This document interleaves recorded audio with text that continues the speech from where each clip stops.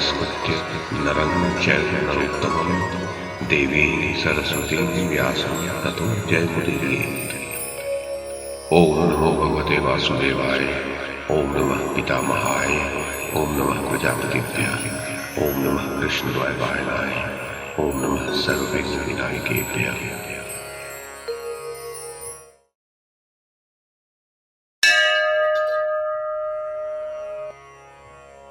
राजा धृतराष्ट्र ने पूछा, संजय, जब अर्जुन ने रणभूमि में भीष्म का वध करने के लिए प्रतिज्ञा की तो मेरे मूर्ख पुत्र दुर्योधन आदि ने क्या किया? मुझे तो अब ऐसा जान पड़ता है मानो श्री कृष्ण के साथी अर्जुन ने संग्राम में हमारे काका भीष्म जी को मार ही डाला हो। इसके सिवा ये भी सुनाओ कि महापराक्रमी भीष्म जी ने प्रधान सेनापति का पद पाकर क्या किया? संजय ने कहा, महाराज, सेनाध्यक्ष का पद पाकर शांतनु नंदन भीष्म जी ने दुर्योधन की प्रसन्नता बढ़ाते हुए कहा, मैं शक्तिपाणी भगवान स्वामी कार्तिकेय को नमस्कार कर आज तुम्हारा सेनापति बनता हूं। अब इसमें तुम किसी प्रकार का संदेह न करना। मैं सेना संबंधी कार्यों और नाना प्रकार की व्यूह रचनाओं में कुशल हूं। मुझे देवता, गंधर्व और मनुष्य तीनों ही की व्यूह रचना का ज्ञान है। अब तुम सब प्रकार की मानसिक चिंता छोड़ दो। मैं शास्त्रानुसार तुम्हारी सेना की यथोचित रक्षा करते हुए निष्कपट भाव से पांडवों के साथ युद्ध करूंगा। दुर्योधन ने कहा, पितामह, भय तो मुझे देवता और असुरों से युद्ध करने में भी नहीं लगता। फिर जब आप सेनापति हो और पुरुष सिंह आचार्य द्रोण हमारी रक्षा के लिए खड़े हो, तब तो कहना ही क्या है। आप अपने और विपक्षियों के सभी रथी और अतिरथियों को भली भांति जानते हैं। अतः मैं और ये सब राजा लोग आपके मुख से उनकी संख्या सुनना चाहते हैं। भीष्म जी ने कहा, राजन, तुम्हारी सेना में जितने रथी और महारथी हैं, उनका विवरण सुनो। तुम्हारे पक्ष में करोड़ों और अरबों रथी हैं। उनमें जो प्रधान प्रधान हैं, उनके नाम सुनो। सबसे पहले तो दुशासन आदि अपने 100 भाइयों सहित तुम भी बहुत बड़े रथी हो। तुम सभी छेदन भेदन में कुशल और गदा, प्रास तथा ढाल खड़क के युद्ध में पारंगत हो। मैं तुम्हारा प्रधान सेनापति हूं। मेरी कोई बात तुमसे छिपी नहीं है। अपने मुंह से मैं अपने गुणों का क्या वर्णन करूं, ये उचित नहीं समझता मैं। शस्त्रधारियों में श्रेष्ठ कृतवर्मा भी तुम्हारी सेना में एक अतिरथी है। महान धनुर्धर मद्रराज शल्य को भी मैं अतिरथी मानता हूं। ये अपने भांजे नकुल और सहदेव को छोड़कर शेष सब पांडवों से युद्ध करेंगे। रथ युद्धपतियों के अधिपति भूरिश्रवा भी शत्रुओं की सेना का बड़ा भीषण संहार करेंगे। सिंधुराज जयद्रथ को मैं 2 रथियों के बराबर समझता हूं। ये अपने दुस्तज्य प्राणों को भी दांव पर लगाकर पांडवों के साथ संग्राम करेंगे। काम्बोज नरेश सुदक्षिण 1 रथी के बराबर है। माहिष्मती पुरी का राजा नील भी रथी ही कहा जा सकता है। इसका पहले से ही सहदेव से वैर बंधा हुआ है। अतः ये तुम्हारे लिए पांडवों के साथ बराबर युद्ध करता रहेगा। अवंती नरेश विंद और अनुविंद बड़े अच्छे रथी माने जाते हैं। ये दोनों युद्ध के प्रेमी हैं। अतः ये शत्रु सेना में क्रीड़ा सा करते हुए काल के समान विचरेंगे। मेरे विचार से त्रिगर्त देश के 5 भाई भी बहुत अच्छे रथी हैं। उनमें भी सत्यरथ प्रधान है। तुम्हारा पुत्र लक्ष्मण और दुशासन कर्ण का, ये दोनों यद्यपि तरुण अवस्था के और सुकुमार हैं, तब भी मैं इन्हें अच्छा रथी समझता हूँ। राजा दंडधार भी 1 रथी है। अपनी सेना के साथ वह भी संग्राम में अच्छा हाथ दिखावेगा। मेरे विचार से बृहद्बल और कौशल्य भी अच्छे रथी हैं। कृपाचार्य तो रथ युद्धपतियों के अध्यक्ष ही हैं। वे अपने प्रिय प्राणों को भी दांव पर लगाकर तुम्हारे शत्रुओं का संहार करेंगे। ये साक्षात स्वामी कार्तिकेय के समान अजेय है। तुम्हारे मामा शकुनी भी 1 रथी हैं। इन्होंने पांडवों से वैर ठाना है, अतः निसंदेह ये उनसे घोर युद्ध करेंगे। द्रोणाचार्य का पुत्र अश्वत्थामा तो बहुत बड़ा रथी है, किंतु इसे अपने प्राण बहुत प्रिय है और ये सदा ही दीर्घायु बना रहना चाहता है।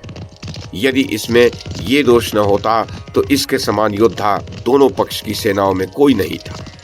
इसका शरीर हृष्ट पुष्ट एवं विशाल है। ये अपनी ताली की ध्वनि से पर्वतों को भी विदीर्ण कर सकता है।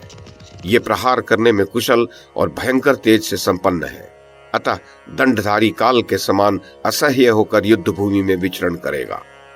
क्रोध में ये प्रलय काल की अग्नि के समान जान पड़ता है। इसकी ग्रीवा सिंह के समान है। ये महातेजस्वी अश्वत्थामा महाभारत युद्ध के शेष भाग का शमन करेगा। इसके पिता द्रोणाचार्य तो वृद्ध होने पर भी युवकों से अच्छे हैं। वे संग्राम में बहुत बड़ा कार्य करेंगे, इसमें मुझे संदेह नहीं है, किंतु अर्जुन पर इनका बहुत स्नेह है, अतः अपने आचार्यत्व की ओर देखकर ये उसे कभी नहीं मारेंगे, क्योंकि उसे तो ये अपने पुत्र से भी बढ़कर समझते हैं। यूं तो संपूर्ण देवता, गंधर्व और मनुष्य मिलकर भी इनके सामने आए तो ये अकेले ही रथ पर सवार होकर अपने दिव्य अस्त्रों से उन्हें तहस नहस कर सकते हैं। इनके सिवा महाराज पौरव को भी मैं महारथी समझता हूं। ये पांचाल वीरों का संहार करेंगे। राजपुत्र बृहद बल भी एक सच्चा रथी है। वह काल के समान तुम्हारे शत्रुओं की सेना में घूमेगा। कर्ण का पुत्र वृषसेन भी तुम्हारी सेना का एक श्रेष्ठ रथी है। इसे महारथी भी कह सकते हैं। बलवानों में श्रेष्ठ वृषसेन तुम्हारे वैरियों की विशाल वाहिनी को भस्म कर डालेगा। मेरे विचार से मधुवंशी राजा जलसंध भी रथी है। अपनी सेना सहित वह भी प्राणों का मोह त्याग कर युद्ध करेगा। महाराज बाल्हिक तो अति रथी है। उन्हें मैं संग्राम में साक्षात यमराज के समान समझता हूं। वे एक बार युद्ध में आकर फिर पीठ नहीं दिखाते। सेनापति सत्यवान भी एक महारथी है। उसके हाथ से बड़े अद्भुत कर्म होंगे। राक्षस राज अलम्बुश तो महारथी है ही। ये सारी राक्षस सेना में सर्वोत्तम रथी और मायावी है, तथा पांडवों से इसकी बड़ी कट्टर शत्रुता है। प्राग ज्योतिषपुर के राजा भगदत्त बड़े ही वीर और प्रतापी हैं। वे गज पर चढ़कर युद्ध करने में सर्वश्रेष्ठ हैं और रथ युद्ध में भी कुशल हैं। इनके सिवा गांधारों में श्रेष्ठ अचल और वृषक ये दो भाई भी अच्छे रथी हैं। ये दोनों मिलकर शत्रुओं का संहार करेंगे। किंतु दुर्योधन, ये जो तुम्हारा प्रिय सखा कर्ण है, जो तुम्हें पांडवों के साथ युद्ध के लिए सदा उत्साहित करता रहता है और रण क्षेत्र में सदा अपनी क्रूरता का परिचय देता है, बड़ा ही कटुभाषी, आत्म प्रशंसी और नीच है। ये कर्ण तुम्हारा मंत्री, नेता और बंधु बना हुआ है। ये अभिमानी तो है ही, तुम्हारा आश्रय पाकर बहुत ऊंचे चढ़ गया है। ये कर्ण युद्ध भूमि में न तो अतिरथी है और न रथी ही कहलाने योग्य है, क्योंकि यह मूर्ख अपने सहज कवच तथा दिव्य कुंडलों से हीन हो चुका है। यह दूसरों के प्रति सदा घृणा का भाव रखता है। परशुराम जी के अभिशाप से, ब्राह्मण की शापोक्ति से तथा विजय साधक उपर्युक्त उपकरणों को खो देने से मेरी दृष्टि में यह कर्ण अर्धरथी है। अर्जुन से भिड़ने पर यह कदापि जीवित नहीं बच सकता। महाराज धृतराष्ट्र उसी समय द्रोणाचार्य भी कहने लगे, भीष्म जी, ठीक है, आप जैसा कह रहे हैं वैसी ही बात है। आपका कथन कभी मिथ्या नहीं हो सकता। हमने भी प्रत्येक युद्ध में पहले इसे डींग हाँकते और फिर वहां से भागते ही देखा है। ये प्रमादी है, अतः मैं भी इसे अर्धरथी ही मानता हूं। महाराज, भीष्म और द्रोण की ये बातें सुनकर कर्ण की त्योरी चढ़ गई और वह क्रोध से भरकर कहने लगा, पितामह, मेरा कोई अपराध न होने पर भी आप द्वेषवश इसी प्रकार बात बात में मुझे वाग्बाणों से बीधा करते हैं। मैं केवल राजा दुर्योधन के कारण ही आपकी ये सारी बातें सह लेता हूं।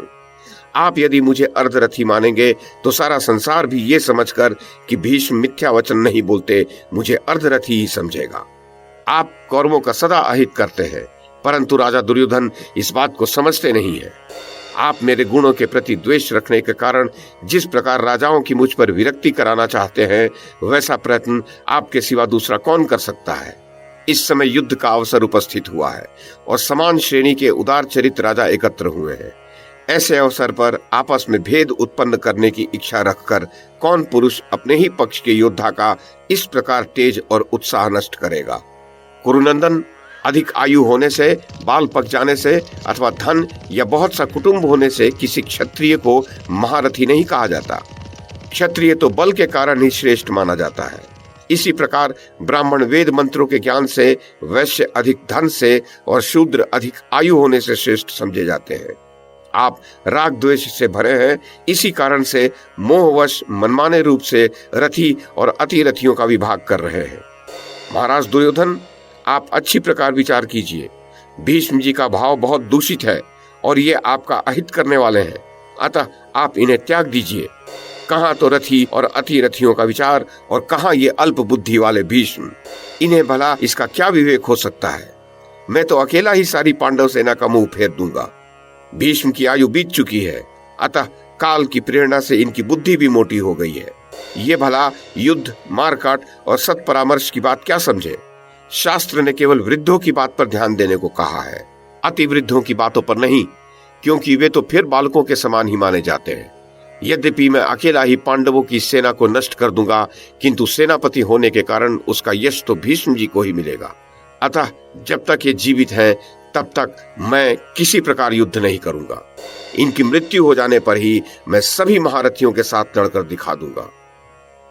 महाराज धृतराष्ट्र, तब भीष्म जी ने कहा, सूत पुत्र, मैं आपस में फूट डलवाना नहीं चाहता। इसी से अब तक तू जीवित है। मैं वृद्ध हूं तो क्या हुआ, तू तो अभी बालक ही है। फिर भी मैं तेरी युद्ध की लालसा और जीवन की आशा को नहीं काट रहा हूं। जमदग्नि नंदन परशुराम जी भी बड़े बड़े अस्त्र शस्त्र बरसाकर मेरा कुछ नहीं बिगाड़ सके, तो तू भला क्या कर लेगा। अरे कुल कलंक, यद्यपि भले व्यक्ति अपने बल की अपने मुंह से बड़ाई नहीं किया करते, तब भी तेरी करतूतों से कुड़कर मुझे ये सब बातें कहनी पड़ रही हैं। देख, जब काशीराज के यहाँ स्वयंवर हुआ था तो मैंने वहां इकट्ठे हुए सब राजाओं को जीतकर काशीराज की कन्याओं को हर लिया था।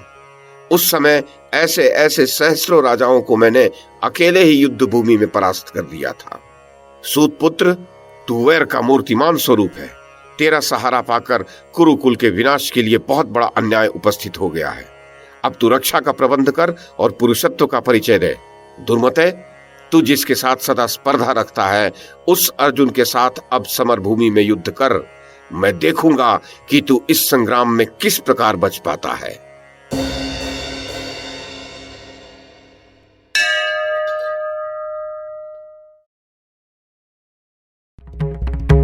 YouTube के माध्यम से महाभारत की कथा को एक श्रृंखला के रूप में प्रस्तुत करने का हमारा ये प्रयास यदि आपको सराहनीय लगा हो तो कृपया इस कड़ी को लाइक और शेयर करें, चैनल को सब्सक्राइब करें और बेल आइकन को दबाएं। साथ में अन्य लोगों को भी देखने के लिए प्रेरित करें। धन्यवाद और नमस्कार।